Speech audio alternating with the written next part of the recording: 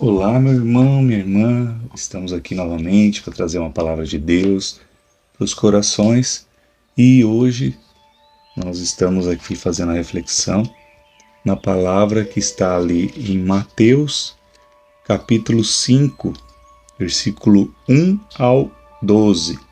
São as bem-aventuranças. Então, iniciemos. Em nome do Pai, do Filho, do Espírito Santo.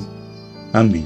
E que o Espírito Santo de Deus venha nos tocar, venha nos conduzir e que nós possamos acolher essa palavra que Deus tem para nós nesse dia e em especial aquele versículo que Deus tem para esse dia para nós. Então vamos ouvir, acompanhar e abrir o nosso coração para que o Espírito Santo nos instrua, nos conduza e também toque em nossos ouvidos, em nossa mente, para ouvir e acolher aquilo que é da vontade de Deus. Amém?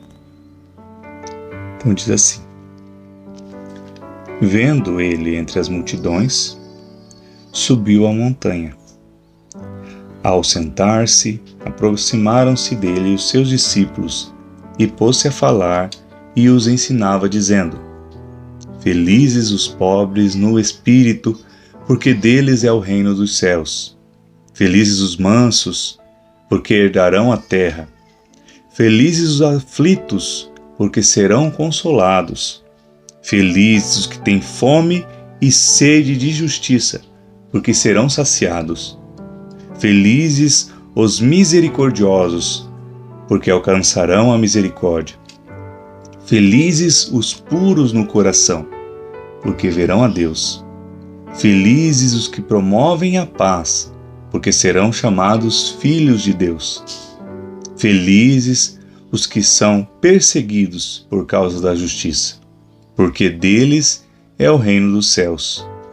Felizes sois quando vos injuriarem e vos perseguirem, e mentindo disserem todo o mal contra vós por causa de mim. Alegrai-vos e regozijai-vos, porque será grande a vossa recompensa nos céus, pois foi assim que perseguiram os profetas que vieram antes de vós. Palavra da salvação, glória a vós, Senhor. Então aqui, nesse sermão aqui, que se diz o sermão na montanha, né? Jesus viu que a multidão o seguia e ele se pôs então na montanha, no lugar mais alto, que o povo pudesse, todas as pessoas que estavam ao redor pudessem ouvi-lo. E ele falou então das bem-aventuranças, que são essas palavras para acalmar os corações e saber também que ele tem algo melhor para cada um daquele povo, principalmente naquela época e até hoje, o povo mais sofrido, que muitas vezes é o povo mais esquecido, mais deixado de lado. Como fala aqui, felizes os pobres no espírito. Aqui vem falar não somente de uma pobreza em dinheiro, uma pobreza em bens. Não, principalmente pobres no espírito. Ou seja, aqueles que precisam, aqueles que querem se encher, aqueles que querem ser saciados, cheios de Deus. Por que pobres? Porque ainda não está cheio, que ainda não está completo, que sabe que falta algo, que sabe que falta, principalmente, que falta Deus, que falta o Espírito Santo para nos encher. Só Ele pode nos saciar. Então ele fala, felizes os pobres no Espírito, porque deles é o reino dos céus. Ou seja, Deus quer encher, Deus quer saciar cada um de nós. Cada um de nós Ele quer nos encher com o seu Espírito Santo. E fala felizes os mansos, ou seja, aqueles que são as pessoas tranquilas, as pessoas que não buscam devolver na mesma moeda, ou não buscam seguir aquela frase, né, aquele ditado, olho por olho, dente por dente. Não, ao contrário, faz como como Jesus falava, né, sempre falou, para dar ao outro lado da face.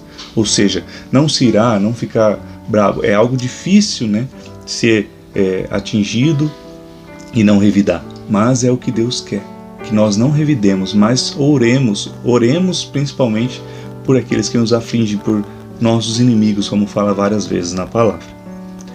Felizes os aflitos, porque serão consolados. Felizes os que têm fome e sede de justiça, porque serão saciados.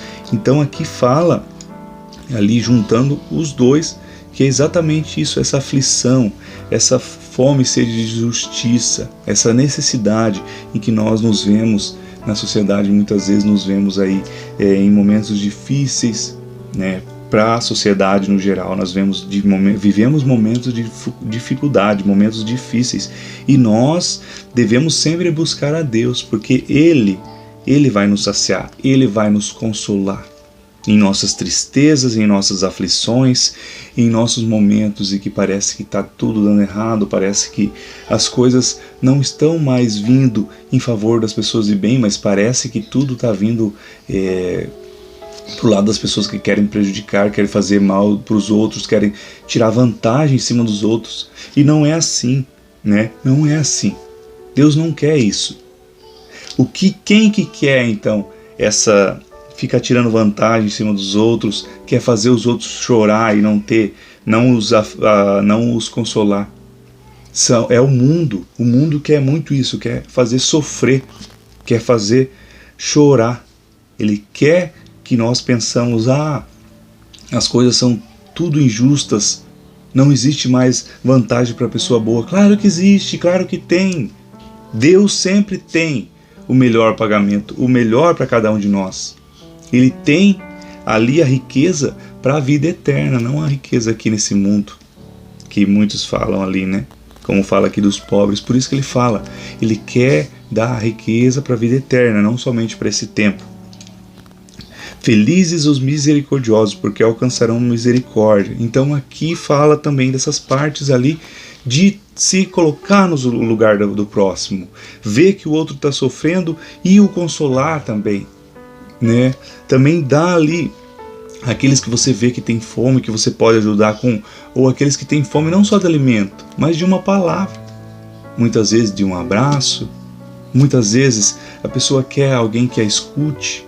Então essa é a misericórdia que nós devemos ter para com o outro, ter para com aqueles que sofrem, por exemplo, aqueles que sofrem nos hospitais, nas prisões, como Deus mesmo fala que nós devemos visitar doentes, encarcerados.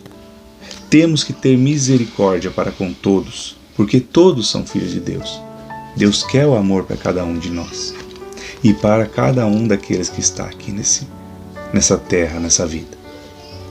Felizes os puros de coração, porque virão a Deus. Felizes os que promovem a paz,